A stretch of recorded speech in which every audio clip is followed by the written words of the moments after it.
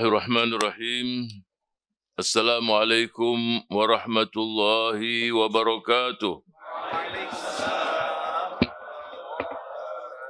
Alhamdulillahil qail fi kitabihil karim. A'udzu billahi as-sami'il 'alim minasy syaithanir rajim wa ma arsalnaka illa rahmatan lil alamin. Asyhadu an la ilaha illallah ilahul awwalina wal akhirin. وأشهد أن سيدنا محمدا عبده ورسوله الصادق الوعد الأمين اللهم صل وسلم وبارك على سيدنا ونبينا وحبيبنا ومولانا محمد وعلى آله وصحبه وأنصاره وجنوده ومن اتبع هداه إلى يوم الدين رب اشرح لي صدري ويسر لي أمري واحلل عقدة من لساني يفقهوا قولي. Alhamdulillah, segala puji syukur kita haturkan kehadirat Allah. Pagi hari ini kita dipertemukan dalam satu majlis, yaitu Maulidur Rasul sallallahu alaihi wasallam, menanamkan kecintaan kita, menguatkan kecintaan kita kepada baginda Rasul sallallahu alaihi wasallam.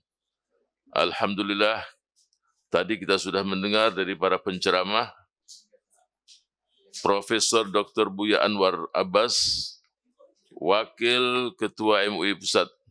Beberapa waktu yang lalu kita juga sudah bersilaturahim. Waktu itu saya bersilaturahim selaku Ketua Persatuan Ulama Internasional. Setelah dengan Wapres, yang kedua saya bersilaturahim kepada MUI, berikutnya insyaAllah akan bersilaturahim pada ormas terbesar di Indonesia, Nahdlatul Ulama, berikutnya insyaAllah kepada Muhammadiyah. Juga insyaAllah kita akan bertemu dengan para dan pimpinan ormas di Indonesia.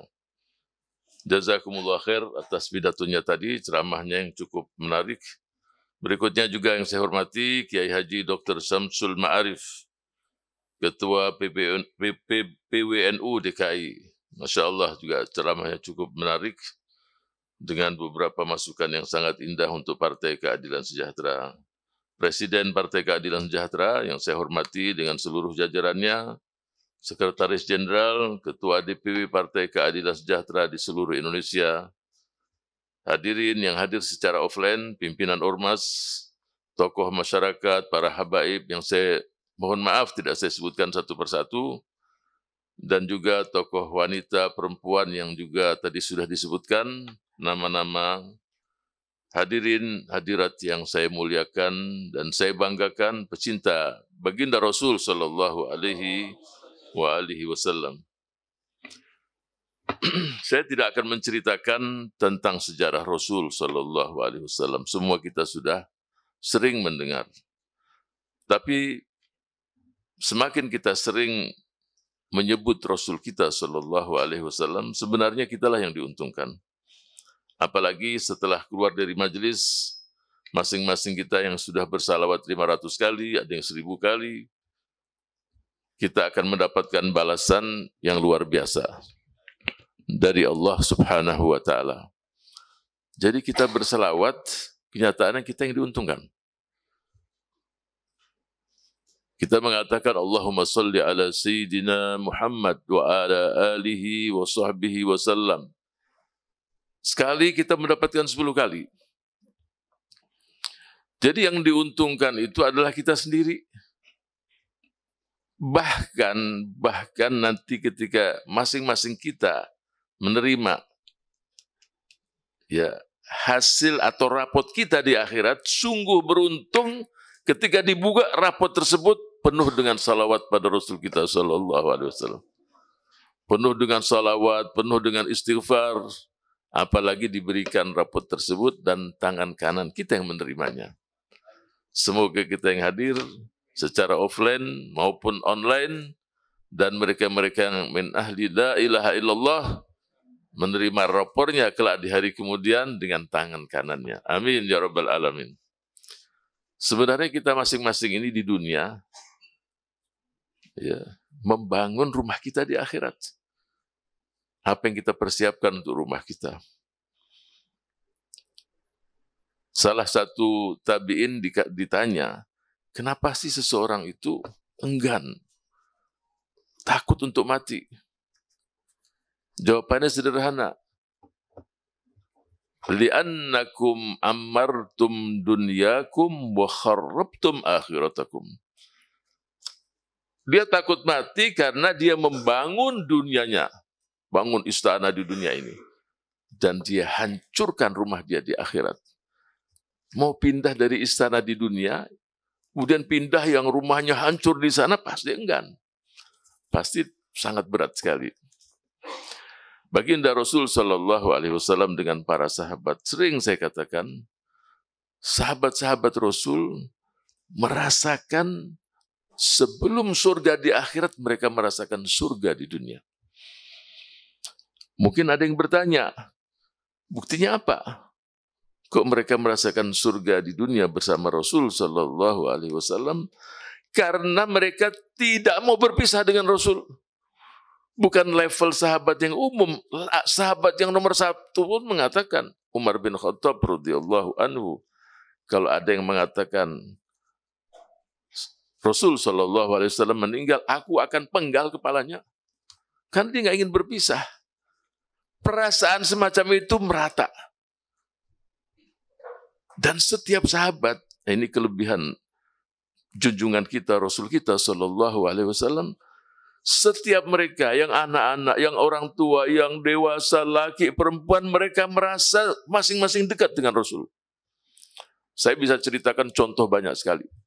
Bahkan hamba sahaya pun merasa dekat. Nah, saya berikan contoh. Yang pertama ini dari hamba sahaya. Seorang wanita usia mendekati 5 tahun, kulitnya hitam. Rasul dari Masjid Nabawi Sallallahu Alaihi Wasallam, ada tamu yang luar biasa yang akan diajak makan atau bertamu di rumahnya. Berjalan Rasul berdua. Ini budak sahaya ini menghadang Rasul di jalan.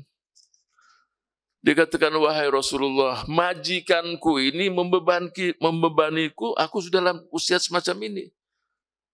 Tolong dinasihatilah. Ini Rasul datang dengan tokoh yang belum beriman. Nah ini. Dan ada kemungkinan besar Allah berikan hidayah. Artinya masih membawa satu misi dan tugas pendekatan menjelaskan pada orang tersebut. Tetapi permintaan wanita tadi, dia terus ke rumahnya beserta tokoh tadi.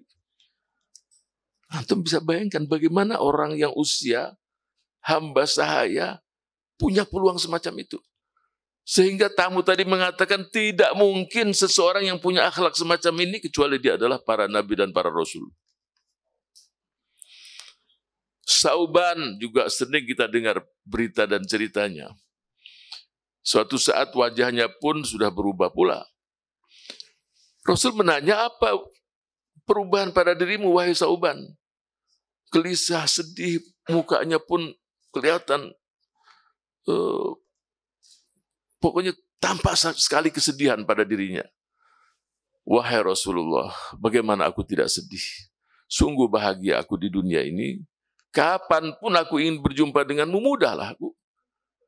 Tapi nanti di akhirat, kalau Allah tempatkan aku di neraka, selesailah, aku tidak bisa memandang lagi wajahmu. Kalaupun di surga, di mana surgaku dan di mana surgamu pula, wahai Rasul. Rasul pun tersenyum. Tenang wahai Sauban, anta ma'aman ahbabta, engkau beserta dengan orang-orang yang kau cintai. Inilah inti esensi dari pertemuan kita hari ini. Apa? Cinta Rasul Sallallahu Alaihi Wasallam. Melebihi kecintaan kita pada istri, pada suami, pada anak, pada dunia dan seisinya. Mampu tidak kita menampakkan di diri kita ini cinta Allah dan Rasulnya melebihi segala-galanya. Kalau itu ada di diri kita, bukan karena kehebatan kita. Itu karunia dari Allah Subhanahu wa Ta'ala pada kita. Bukan karena kita hebat. Itu karena cinta Allah pada kita ditanamkan di diri kita. Hubbullah wa rasuluh. Nah, kalau ada itu, Itulah yang dikatakan halawatul iman. Dalam hadis yang lain ada seorang sahabat datang kepada Rasulullah, "Ya Rasulullah, jelaskan padaku kapan kiamat." Rasul bersabda sallallahu alaihi wasallam, "Madza a'datta laha?" Apa yang kamu persiapkan untuk menghadapi kiamat? Apa dia katakan? Enggak ada, wahai Rasul, tidak banyak. Amal solehku pun kalau itu tidak banyak, belum tentu juga diterima. Tapi yang ada di hatiku, aku cinta Allah dan mencintaimu, wahai Rasulullah. Rasul pun menjawab, anta ma'aman ahbabta. Engkau beserta dengan orang-orang yang kau cintai.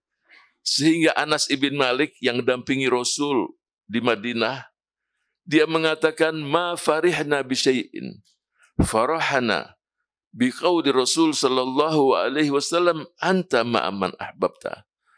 Aku tidak pernah bahagia seperti bahagia hari ini ketika mendengar sabda Rasulullah sallallahu alaihi wasallam, engkau beserta dengan orang-orang yang kau cintai. Aku cinta Rasul, aku cinta Abu Bakar Siddiq, walaupun amalku tidak seperti mereka, tapi digabungkan intinya cinta.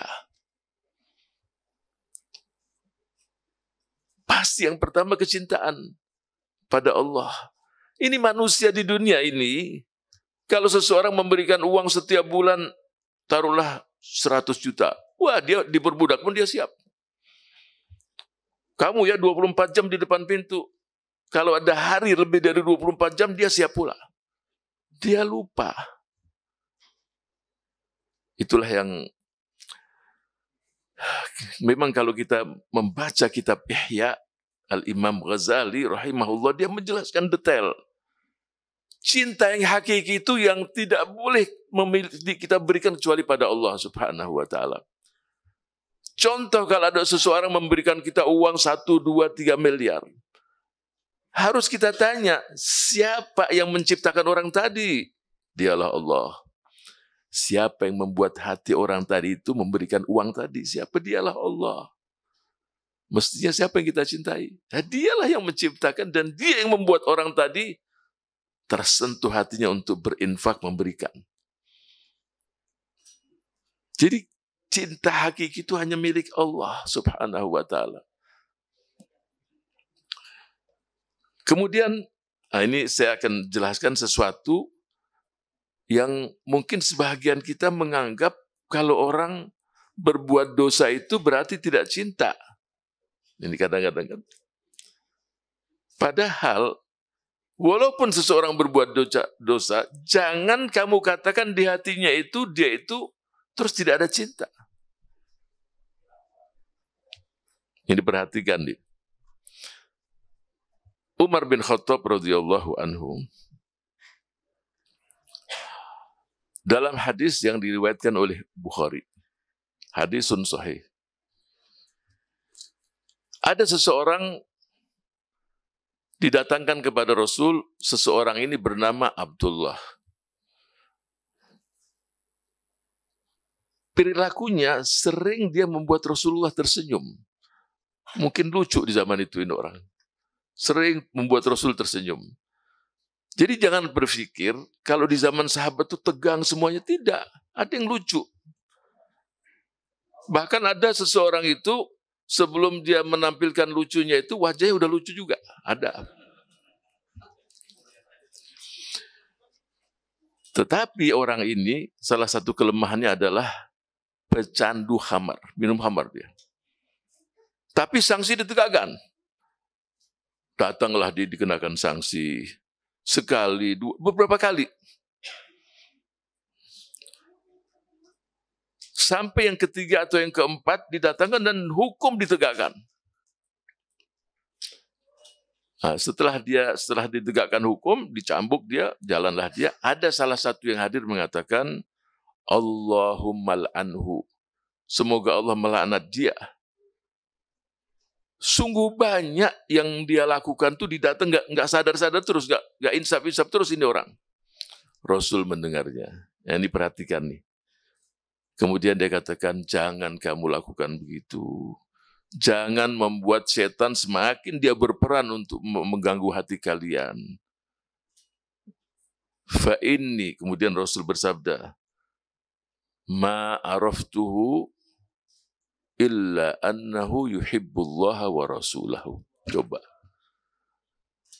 Wahai sahabatku, aku tidak mengetahui orang ini kecuali, wallahi, dengan Rasul bersumpah juga, dia itu mencintai Allah dan Rasulnya. Antum tahu apa yang terjadi? Sampailah berita kepada si fulan tadi. Si fulan tadi ini, orang tadi ini, yang dikenakan sanksi, sejak itu dia tinggalkan yang namanya khamr itu. Selesai semuanya. Sebab yang tahu hati manusia hanya Allah. Oleh karena itu, kalau seseorang di antara kita, atau siapapun yang mendengar kata-kata saya, dia merasa amal solehnya baik, dia tahajud, terus dia merasa dirinya suci. Ini hati-hati. Hati-hati, fala tuzakku anfusakum. Janganlah kalian mentazkiyah diri, merasa dirinya suci, bersih dari dosa. Karena Allah Subhanahu wa ta'ala Maha tahu siapa yang benar-benar bertakwa. Sebab perjalanan belum selesai. Perjalanan tadi akan aman kalau kaki ini sudah menginjak masuk dalam surga, itu baru aman. Olehnya itu jangan sampai meremehkan siapapun di antara kita. Mungkin nih kita remehkan tersebut, dia lebih bagus berubah. Yang mentazkiyah diri, menganggap dirinya suci, bisa juga dia akan tumbang. Tetapi yang namanya cinta itu sendiri tidak terus menafikan orang berbuat maksiat. Siapa Nabi Adam? Rasul, pilihan Allah. Yang berbahaya itu adalah kalau berbuat dosa tidak mau istighfar. Nah, itu bahaya. Nah, itulah perilaku iblis. Sekarang pertanyaannya, ketika iblis diperintahkan Allah sujud,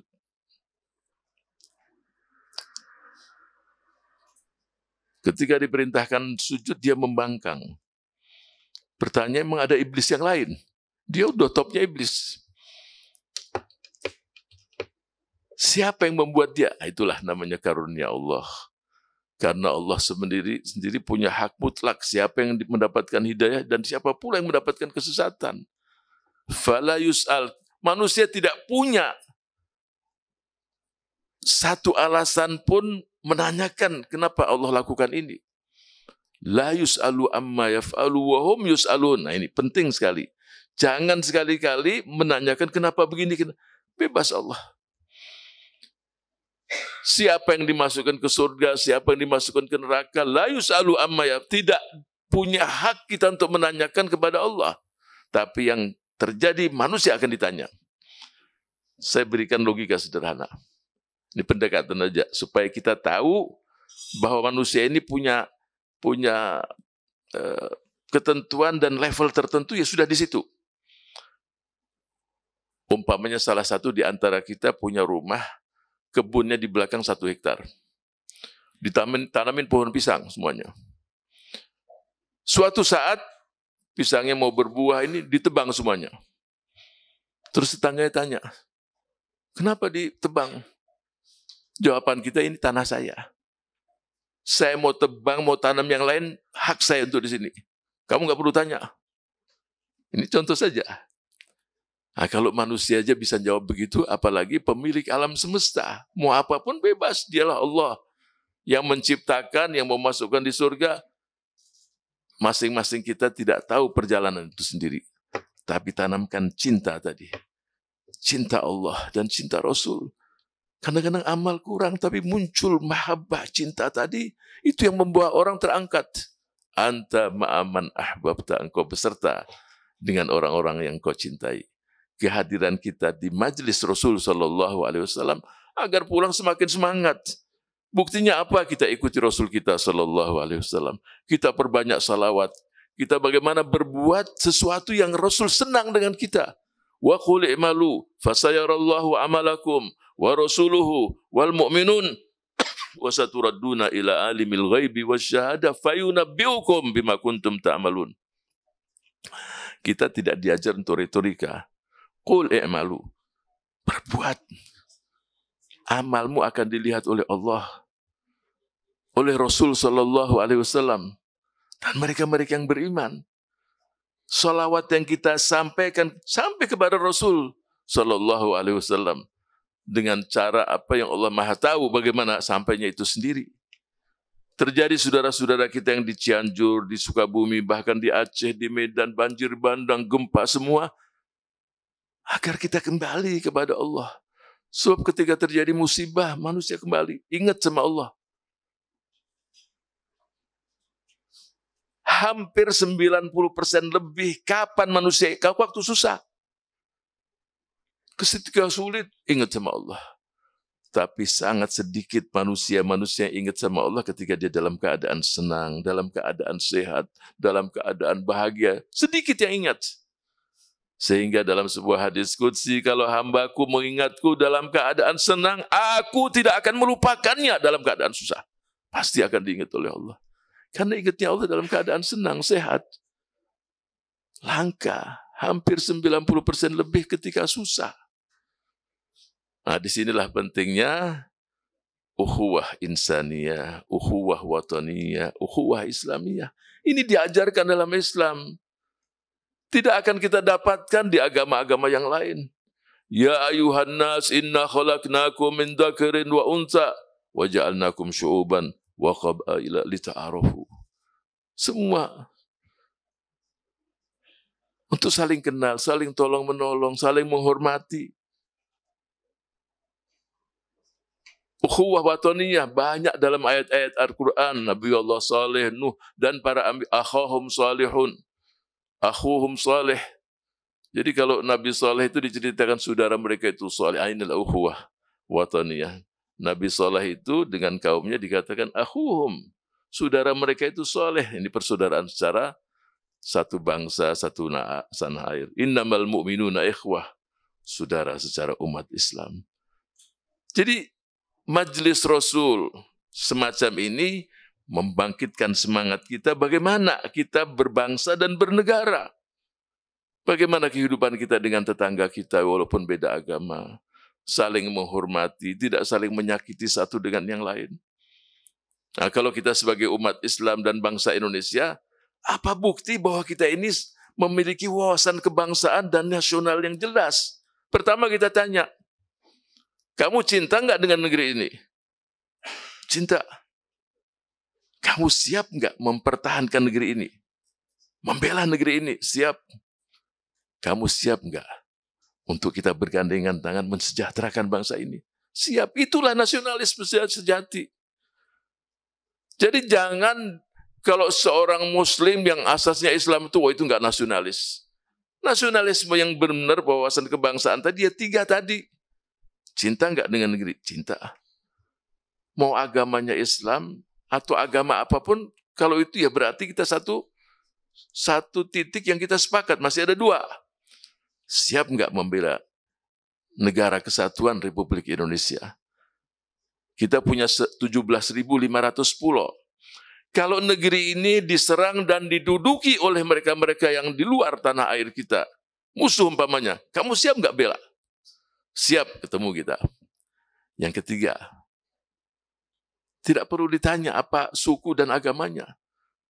Sebab di Indonesia ini ada 700 sekian suku. Ada 1.315 bahasa. Ada sekian agama. Yang ketiga, kamu siap nggak untuk sama-sama kita bergandengan tangan mensejahterakan seluruh anak bangsa? Dengan kelebihan yang kamu miliki. Tidak semuanya dengan uang. Ada yang dengan tenaga, pikiran, kita saling melengkapi supaya bangsa kita ini semakin sejahtera dan kita wujudkan cita-cita pendiri bangsa. Siap tidak? Sudah selesai ini. Kalau 3 hal tadi. Memang ada seseorang mengatakan, Ustadz, saya sudah banyak berbuat untuk negeri ini. Saya sudah ini. Tapi kita katakan, kamu masih punya potensi untuk semakin berbuat. Dan semakin seseorang berbuat, dia sendiri diuntungkan. Karena apa?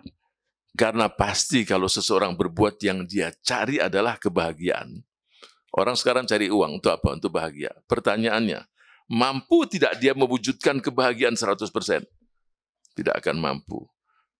Terus bagaimana menambah kebahagiaan? Buat orang lain tersenyum, kamu akan bahagia. Sehingga saya ceritakan satu peristiwa, ada seseorang kaya raya. Dia menganggap dengan kekayaan tadi, dia akan bahagia. Sudah kekayaannya luar biasa. Akhirnya dia capek sendiri. Sampai jam 1 malam belum tidur karena dia ikuti bursa di Amerika sana. Bagaimana perkembangan bursa? Capek dia. Ada yang mengatakan kamu akan bahagia kalau kamu keliling dunia. Tidak satu destinasi wisata di dunia yang indah dia sudah pergi. Masih belum bahagia. Akhirnya dia bingung sendiri. Ini saya mau cari bahagia. Akhirnya ada yang mengatakan kalau kamu ingin bahagia, kamu siapkan 40-50 kursi roda yang dengan remote control. Untuk anak-anak penyandang disabilitas yang kakinya patah, dia nggak bisa berdiri. Oh siap, kamu akan dapatkan kebahagiaan.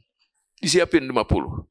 Rupanya di tempat itu ada luas sekali lantai itu. Nah, jadi anak-anak itu bisa keliling dengan kursi roda.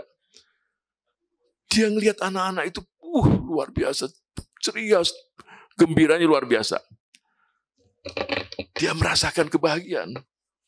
Tapi ada satu hal yang lebih dahsyat lagi. Ketika dia akan pulang, memang bertambah kebahagiaan dia. Ada salah satu anak itu memegang pahanya. Dari jauh itu langsung. Yang satu kiri, satu kanan. Senyum. Dia pikir mungkin mau minta sesuatu. Apa nak? Apa yang kamu inginkan? Saya akan siapkan. Dia bahagia sekali. Si anak tadi mengatakan, dia katakan, Bapak, saya akan rekam wajah ini, terus saya amati, mudah-mudahan wajah ini akan saya lihat kelak di surga. Wah, itu bahagia sekali. Netes di air matanya. Mudah-mudahan wajah ini kelak akan saya lihat di surga nanti. Sungguh kami bahagia, terima kasih Bapak. Jadi tidak akan dapat sampai kita membuat orang lain itu tersenyum. Inilah pesan dari baginda Rasul Sallallahu Alaihi Wasallam. Sebaik-baiknya kamu adalah manusia yang paling banyak manfaatnya untuk orang lain. Simtud Durar yang kita baca tadi, itu yang kita baca cerita. Dia katakan ini di rumah dia, orang biasa. Tapi tamunya tidak akan kurang dari 800-900 tamu tiap harinya. Sampai orang tanya, bagaimana kamu nyiapkan untuk tamu sebanyak ini? Ya dialah Allah yang siapkan. Saya juga dari mana juga nggak tahu. Sampai suatu saat, ini saya ceritakan sesuatu yang terjadi. Tidak menambah, tidak mengurangi. Ada orang dari kampung, mau menikahkan anaknya tidak punya uang. Datang ke kota di mana tinggal Sahibul Maulid. Habib Ali bin Muhammad bin Husain al-Habsyi. Yang murid-murid yang di Kuitang, itu murid-murid dia semua. Nanti yang di Kuitang saya akan ceritakan peristiwa. Saya berikan contoh dua peristiwa. Orang dari kampung miskin mendatangi orang-orang kaya di kota untuk diminta bantuan untuk menikahkan anaknya. Beberapa orang semua gagal semua. Ketika dia ingin pulang ke desa, pasti di depan rumah si Sahibul Maulid tadi, yang mengarang kitab Maulid tadi. Wah, ini yang ngarang kitab ini. Saya mampir ke rumahnya. Dia ceritakan ingin dibantu, ya pas nggak ada uang, mau bilang apa. Terus dia melihat karpet di dinding. Berarti ini kan mahal kan, bukan karpet yang di bawah. Ditempel sebagai hiasan. Saya bilang, dia katakan, ini aja saya minta, ini kalau saya bawa ke pasar pasti laku. Oh silahkan ambil. Karena dia tahu ini pasti mahal, cukuplah untuk nikahin anaknya. Buat pestanya, dibawa ke pasar. Rebutan orang. Yang beli ini, ada yang berpikir ini, ada yang berpikir, oh ini saya beli, saya akan hadiahkan sama Sahibul Maulid, mungkin ini bagus. Antum tahu bagaimana? Jadi berapapun dibeli itu harga mahal karena dia udah pikiran ini kalau digantung di rumahnya sana indah sekali ini barang ini. Sudah hanya beberapa jam udah nempel lagi di rumahnya. Siapa yang membuat hati ini semua? Dialah Allah Subhanahu wa taala. Olehnya itu yang istiqomah tetap harus istiqomah, yang kaya raya perbanyak infak, tidak akan kurang, berlebih lah. Semakin banyak infak semakin bertambah. Yang punya akhlak yang bagus, sebarkan akhlak yang mulia. Semua contoh dari baginda Rasul Sallallahu Alaihi Wasallam. Itulah esensi dari kehadiran kita. Kita belajar bagaimana Rasul rahmatan lil alamin, rahmat untuk alam semesta. Jangan berpikir rahmat untuk yang beriman saja. Yang non muslim. Selama peperangan Rasul tidak ada yang dibunuh oleh Rasul dalam peperangan hanya satu orang, coba. Bukan ratusan, bukan ribuan. Dan satu orang itu memang dia sudah merencanakan untuk membunuh Rasul Sallallahu Alaihi Wasallam dan menantang di depannya. Nah itu Rasul katakan sudah, biarlah aku yang melawan, yang hadapi. Di perang-perang nggak ada yang dibunuh karena masih mengharapkan mudah-mudahan mereka itu beriman. Jadi kita belajar, Rasul kita rahmat untuk alam semesta, untuk manusia, untuk tumbuh-tumbuhan, untuk batu-batuan, untuk semuanya mendapatkan rahmat. Saya tidak akan ceritakan semua ini karena perlu waktu yang panjang kalau diceritakan bagaimana batu-batuan, bagaimana kayu, bagaimana binatang, bagaimana. Tetapi yang ingin saya jelaskan di sini, makhluk-makhluk Allah selain manusia ini berbuat luar biasa untuk alam semesta. Kita sebagai bangsa Indonesia mestinya kita jaga ekosistem ini. Jangan kita wariskan untuk generasi yang selanjutnya, hancurlah alam dan ekosistem yang ada di negeri ini. Jaga. Kita lihat tanaman yang rindang dan banyak buahnya. Pernah kita mendengar pohon mangga memakan mangga itu sendiri? Tidak pernah. Pernah kita lihat lautan memakan ikannya sendiri? Tidak ada. Seluruh ciptaan Allah ini selalu memberikan manfaat untuk yang lain. Pertanyaannya, kita sebagai manusia, sebagai muslim yang tinggal di negeri ini, apa yang kita lakukan untuk bangsa kita? Tidak perlu lagi saling menstigma. Kamu tidak Pancasilais, saya yang Pancasilais, kamu tidak nasionalis. Selesailah. Buktikan, tidak perlu kita berretorika. Apa yang kita lakukan untuk negeri kita? Untuk bangsa kita, untuk negara kita. Kapan bangsa ini mampu menjadi bangsa yang besar dan diperhitungkan oleh bangsa-bangsa lain di dunia? Korea Selatan 15 Agustus 1945 merdeka. Dengan kekayaan alam yang sangat sederhana sekali. Sekarang sejajar dengan negara-negara besar. Bahkan Piala Dunia masuk dalam berapa? 16 atau berapa besar? Mungkin 4 besar. Kita berapa besar sekarang? Besar negara kita, tapi dalam hal-hal tertentu, coba. Memang besar dalam utang, luar biasa utang kita besar. Tapi itu bukan jadi bangga-banggaan. Dan bukan aib pula kita berhutang, yang penting mampu nggak kita membayar hutang tersebut. Mampu nggak kita keluar dari krisis. Jadi memang banyak masalah. Tetapi kalau 3 hal tadi kita sepakati, kita cinta negeri ini, kita siap bela negeri ini, dan kita siap bergandengan tangan untuk bersama-sama kita mensejahterakan negara dan bangsa kita. Itulah perintah-perintah dari cinta kita kepada Rasul, pada Allah dan Rasulnya. Jadi kecintaan Allah dan Rasulnya, kita buktikan bagaimana kita mencintai. La yu'minu ahadukum, tidak beriman kamu kalau kamu tidak mencintai saudaranya seperti mencintai diri sendiri. Semoga Allah Subhanahu wa taala menjadikan kita orang-orang yang selalu siap mengikuti tuntunan baginda Rasul sallallahu alaihi wasallam, mencintai Allah dan Rasulnya, dan mencintai sesama anak bangsa, mencintai negeri ini, dan siap membela negara kita, dan siap pula untuk bersama-sama kita bergandengan mensejahterakan seluruh anak bangsa, sehingga mampu kita mewujudkan cita-cita yang diinginkan oleh para pendiri bangsa. Kita buktikan, kalau mereka tidak menantikan ucapan terima kasih dalam perjuangannya, kita pun akan berbuat apa yang kita lakukan semata-mata untuk menggapai ridha Allah Subhanahu wa taala. Amin ya rabbal alamin. Rabbana la tuzigh qulubana ba'da idh hadaitana wa hab lana min ladunka rahmatan innaka antal wahhab. Allahumma yassir umurana. Mudahkan ya Allah segala urusan kami. Tidak seorang pun yang hadir dalam majlis yang mulia ini ya Allah, kecuali Engkau berikan seluruh cita-cita dan keinginannya. Yang sakit Engkau berikan kesembuhan, yang dalam kesulitan Engkau berikan kemudahan, yang juga dalam cita-cita dan apa-apa yang mereka inginkan untuk Allah Engkau wujudkan semuanya ya Rabbal Alamin. Rabbana la tuzigh qulubana ba'da idh hadaitana wa hab lana min ladunka rahmatan innaka antal wahhab. Allahumma akrimna wa la tukhzina. Muliakan kami ya Rabb. Muliakan kami, kedua orang tua kami, dan ampuni dosa-dosa mereka yang telah mendahului kami ya Rabb. Berikanlah kemudahan, jauhkan negeri kami dari bala dan musibah ya Rabbal Alamin. Rabbana atina min ladunka rahmatan wa hayyi' lana min amrina rasyada wa khtim lana bil husna wa ila jannatikal firdausil a'la. Rabbana bighairi hisab. Masukkanlah kami semua ya Rabb dalam surga Firdaus-Mu tanpa hisab, tanpa perhitungan ya Rabbal Alamin. Rabbana atina fid dunya hasanah wa fil akhirati hasanah wa qina adzabannar. Allahumma arzuqna hubbaka. Karuniakan kepada kami cinta-Mu ya Rabb. Cinta orang-orang yang mencintai-Mu ya Rabb. Cinta amal soleh yang membawa kami untuk menggapai cinta-Mu ya Rabb. Allahumma arzuqna hubba liqaik. Karuniakan kepada kami cinta untuk berjumpa denganmu ya Rabbal Alamin.